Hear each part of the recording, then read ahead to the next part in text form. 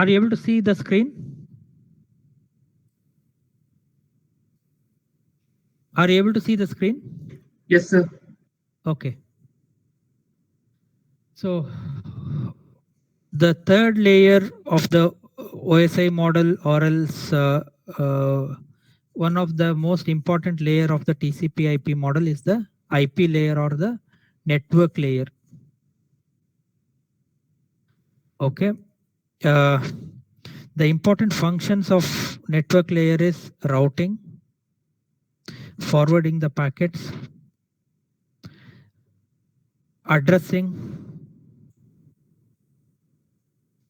These are some of the important functions.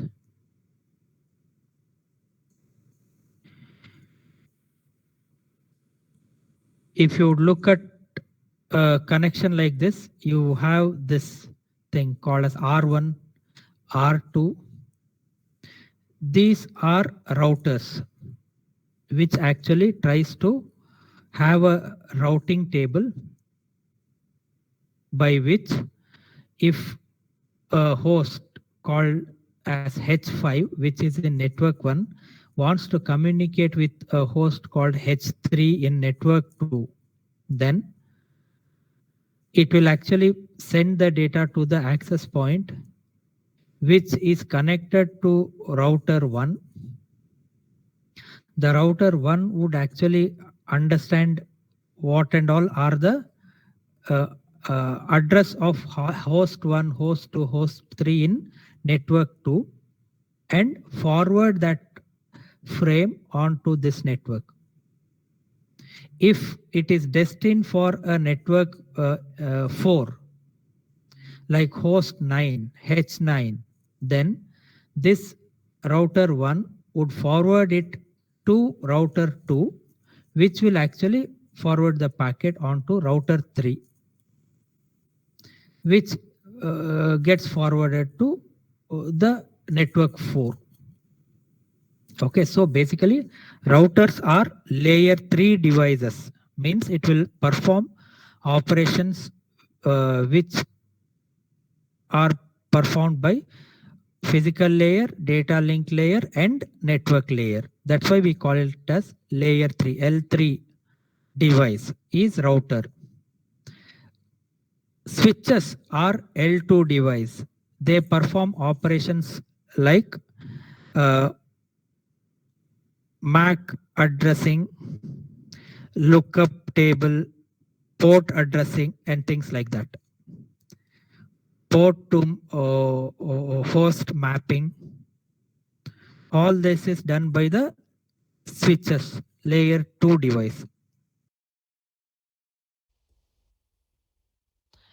This is the way the TCP IP stack works. You would have a TCP and a IP which works over a wireless LAN, then actually it follows 802.11. IEEE 802.11 is wireless LAN. This router 1 connects to a network which has a wireless access point as well as a Ethernet. Okay. Even R2 has a Ethernet and a PPP protocol.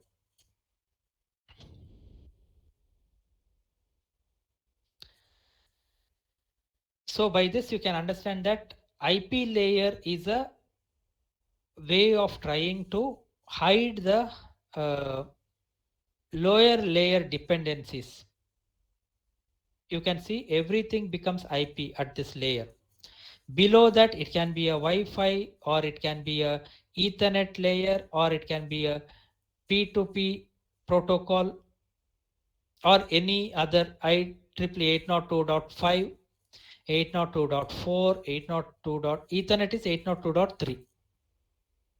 These are all some standards that are specified for particular connection.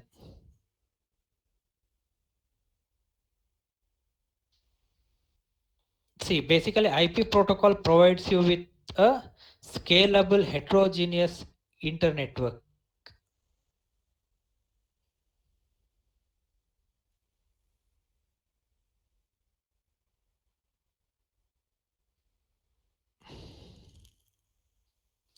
It helps in interoperability. It provides a uniform lower layer independence.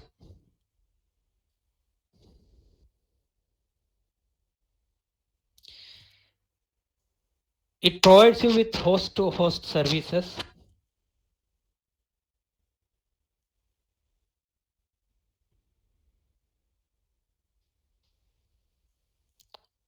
Basically, it does not provide you with a guaranteed delivery.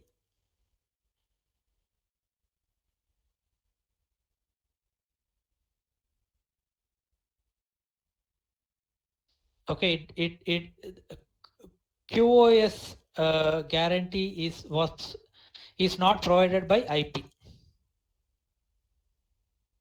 It is based upon packet switching.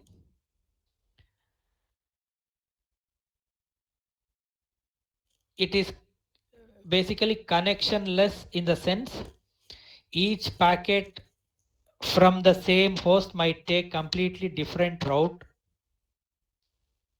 Okay, packet 1, packet 2 from the same application might take different routes.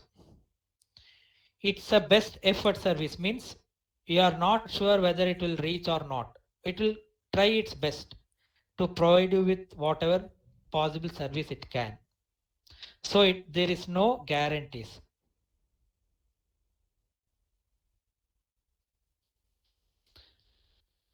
So basically, that's what is the difference between datagram and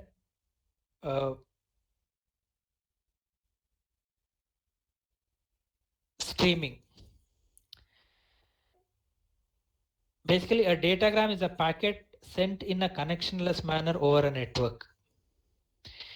Every datagram carries enough information to let the network forward the packet to its correct destination. So with connectionless service, when we say there is no need for any connection establishment phase. Each packet is sent, its source address is seen, its destination address is seen, routing table is looked up to reach that destination address, which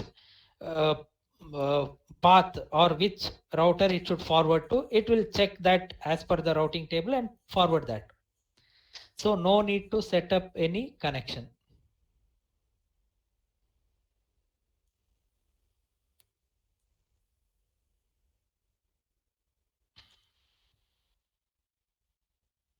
See, the best effort part means that it is something, if something goes wrong and the packet gets lost or corrupted or misdelivered or in any way fails to reach its intended destination, the network does nothing. It made its best effort and that is all it has to do.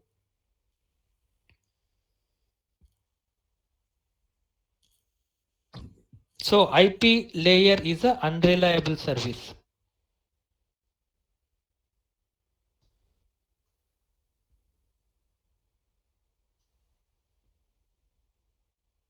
If you had to make it a reliable service, then the router will become more complex. That is why they have tried to keep the routers as simple as possible. This reliability is built over the TCP layer, which actually would be at the end systems.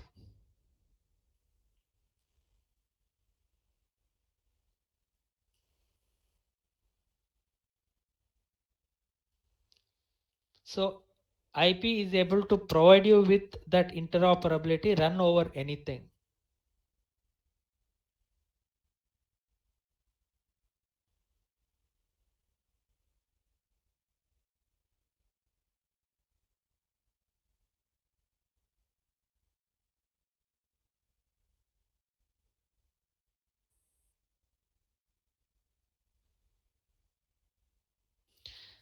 See, this is another important point with the way datagrams travel.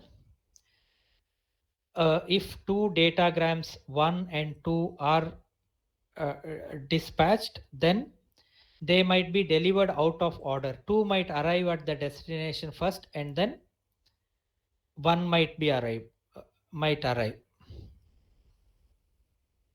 And sometimes, because of a packet being duplicated and sent with different routes, same packet might arrive more than once at the destination.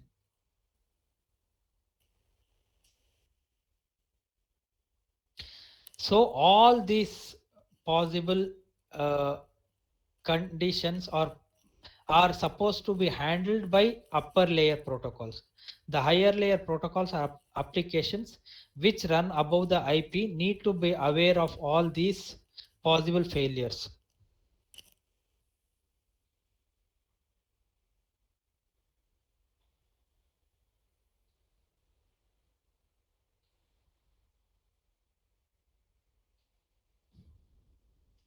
Basically, IP datagram consists of these different fields. First one is the version, which actually is uh, IPv4 or IPv6. Based upon that, it is identified. Then header length, then type of service. So header length is again 4 bits. Type of service is 8 bits. Then total length is about 16 bits. Then we have identification identification, which is about 16 bits, which uniquely identifies each of the datagram. Then you have flags, then offset, then you have time to live, TTL. A particular packet cannot indefinitely keep getting uh, uh, uh, being alive in the network. So you are supposed to keep a packet in the network only for a specific time. That is what is this time to live, which actually is the maximum number of hops that a packet can be alive. Then you have protocol. This protocol specifies the higher layer protocol, whether it is a TCP, UDP or SCTP protocol. Then you have checksum to check whether the integrity of this data is maintained. If there is any change of any of the data, then checksum will be able to tell that the packet or datagram has been corrupted. Source address and destination address, they are 32-bit IPv4 addresses. Then you have options and padding.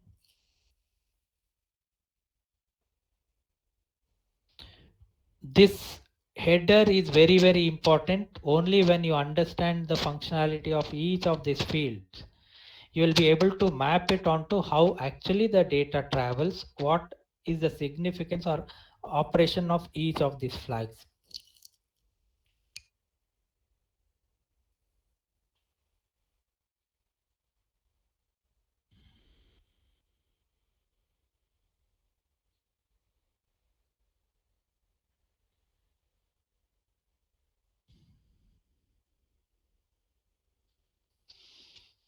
The version field specifies the IP version of IP, like IPv4.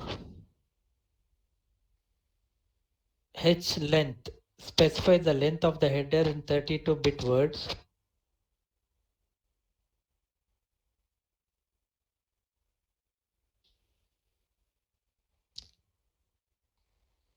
Type of service.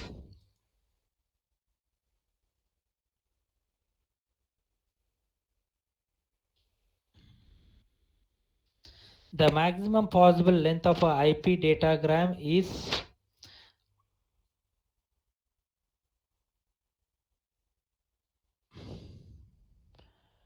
basically this length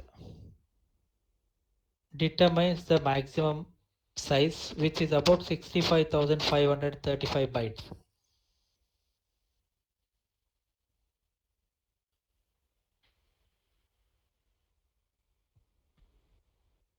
The physical network over which IP runs, like the data link layer or the file layer, as we discussed even before, that doesn't support such big packet of 65,000 and all.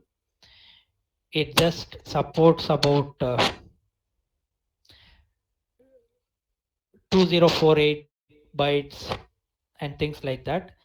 Because of that reason, IP should support fragmentation and reassembly. It should break down the IP packets, transmit, and then it should reassemble.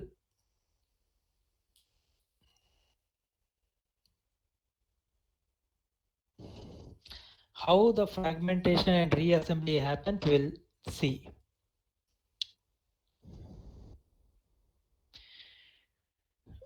Basically, time to live is the number of hops that the packet can be in the network. There can be places where routing can go into a loop. When it goes into a loop, then it shouldn't infinitely be forwarded. That is the reason you have this TTL, which helps in reducing it. Hello. हाँ जी, good morning. बोलिए बोलिए. हाँ, correct.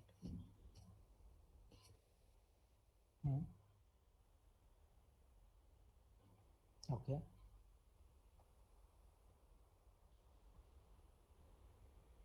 पहले का मतलब the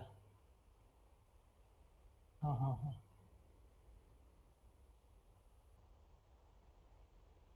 Okay.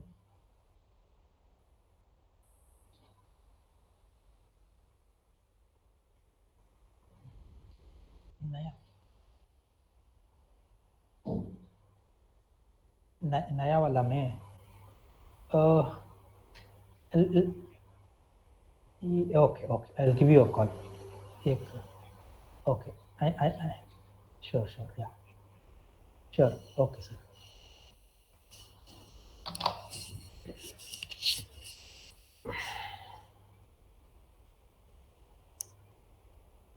So basically TTL stores the default value for that TTL is around 64.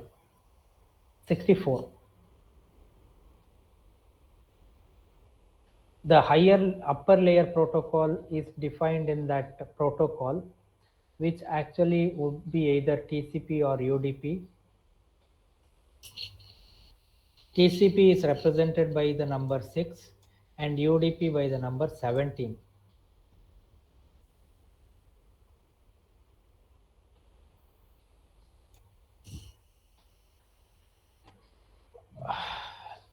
Checksum is calculated over the entire IP header as a sequence of 16-bit words.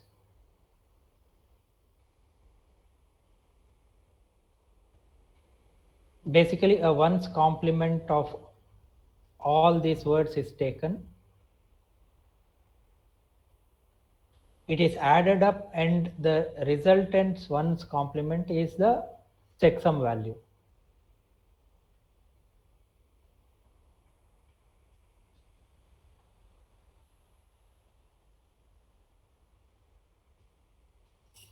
Whenever there is a mismatch in the checksum value to the content, actually the packet would be discarded. No point in trying to forward a inconsistent or corrupt packet.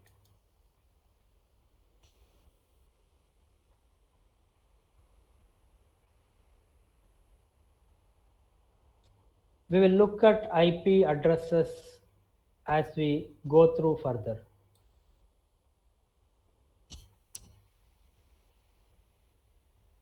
Basically, IP defines its own global address space.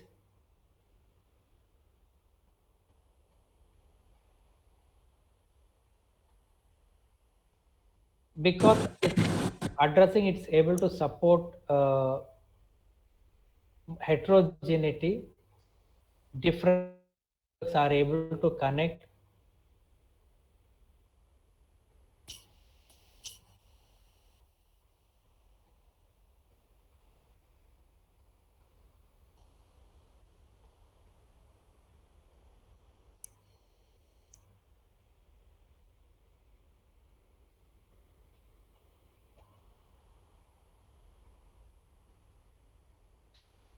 as I told you, IP is able to have a packet of 64,000 bytes, whereas the data link layer is able to handle packets of about 1,500 bytes. So because of this, fragmentation and reassembly is supposed to be supported.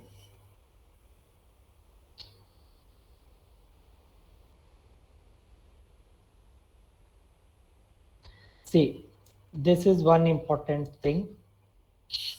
The maximum transmission unit, MTU, depends upon the properties of the physical medium and the data link layer property. What is the frame size that can be supported, which actually is always smaller compared to the largest IP datagram.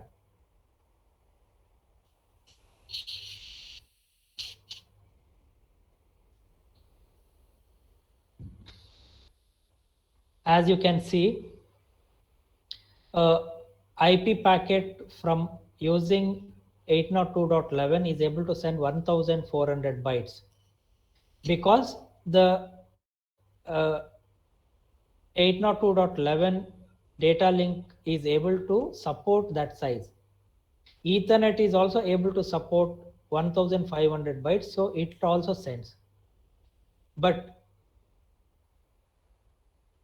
peer-to-peer PPP protocol basically is not able to support this size, so it breaks this into 512, 512, and the last one with padding, it converts it to 512 and sends it across.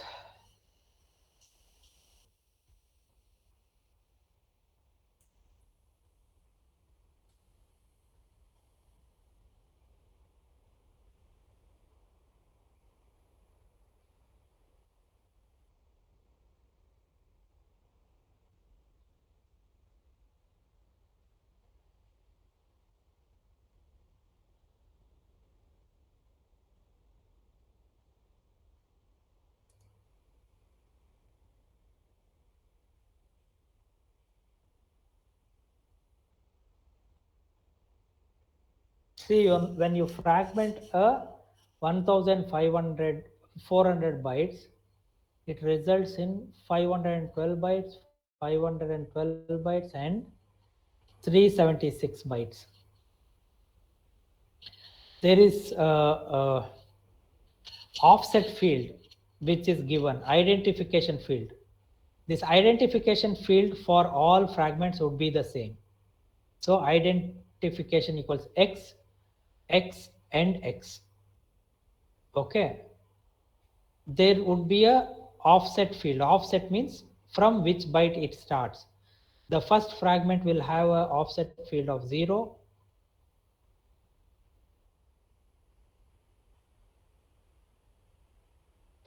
One would have a offset of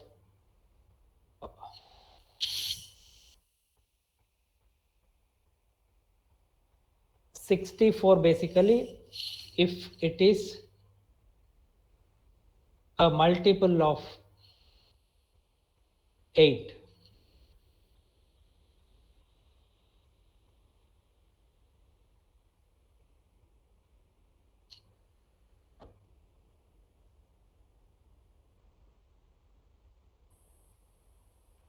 So when offset is 0, you can understand it, that's the first frame. This one, it's actually a more fragment bit in the flags. So is there more fragments coming next in this for this fragment? You will write it as 1. The next one also it will have 1, whereas the last one will not have any more fragments to come, so it will be 0. As you can check, with this offset being 0 and more fragment being 0, you can identify which actually is the first fragment and the last fragment. In between fragments, based upon the offset values, you can identify and you can start placing them. By that, you can reassemble the frames. Now coming on to addressing, IPv4 addressing is classified into different classes. Class A addressing, when we say, the network part will consist of 1 byte, that is 8 bits. Host part will be 3 bytes or 24 bits. In that network part 8 bit, the first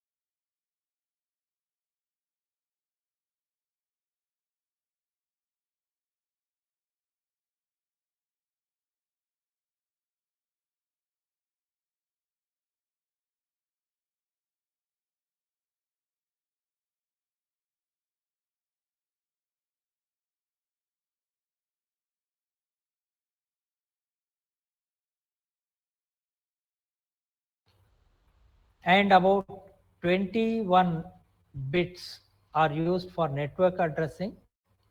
21 plus 3 is 24. So 32 is the complete number of bits possible in an IP address. So 32 minus 24 is 8. 8 is allowed for addressing the hosts. So class C address will have 2 power 8 hosts, maximum possible, which is around 256. And networks, how many class C networks are possible? 2 power 21.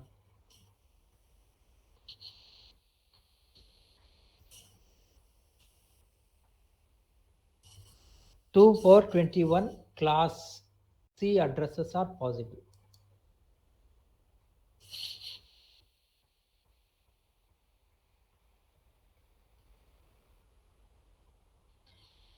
Basically, addressing is very important. Each IP datagram will contain the address of the destination host.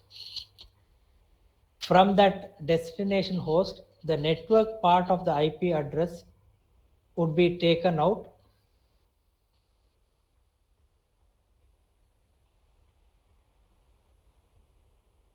which will be used to identify a single physical network.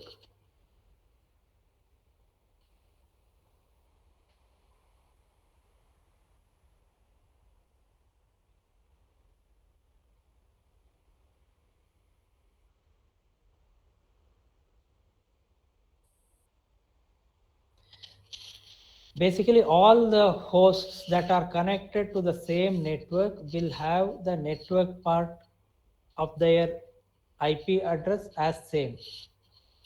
Only the host part of the IP address will change.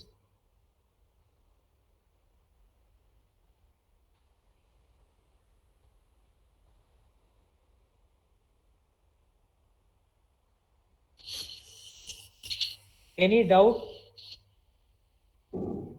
with respect to IP?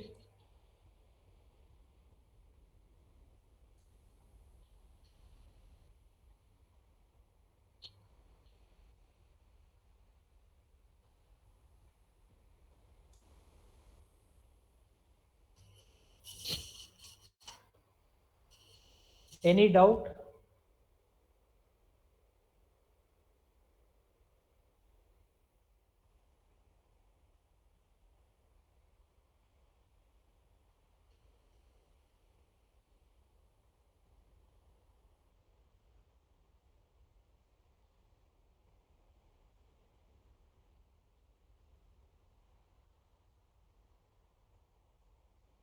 Ganesh Kumar.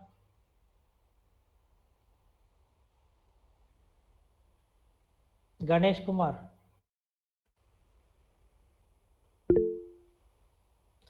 What are the different layers in a TCP/IP stack?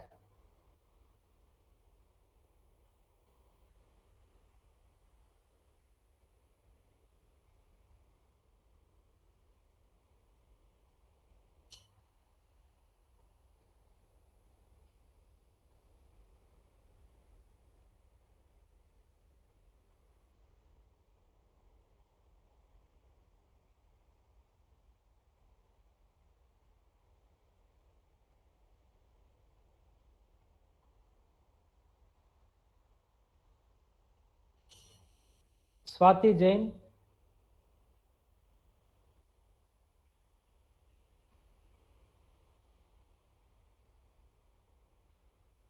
What are the functions of data link layer?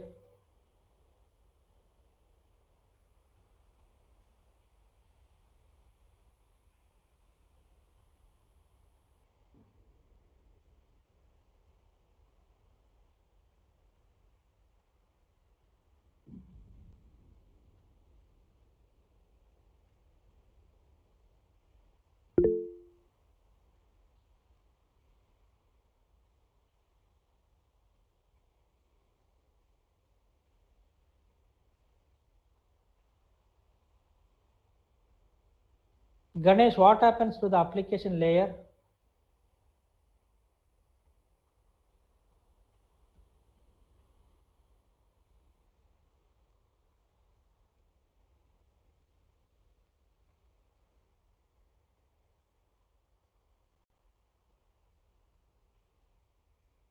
Rishabh.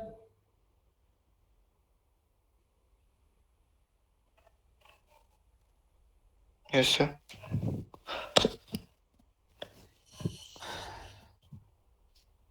What are the functions of data link layer? So the data link layer provides error control. Only error control? Sir, its function also identify packets and maintain their count the number of packets arriving and manage the order of their arrival. Manage the order.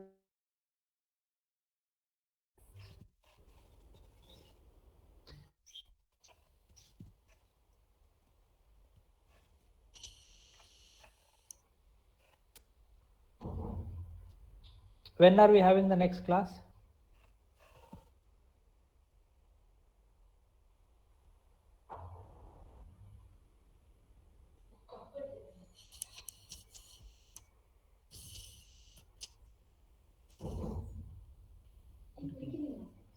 ಇಲ್ಲ ಇಲ್ಲ ಪರವಾಗಿಲ್ಲ ಪರವಾಗಿಲ್ಲಮ್ಮ.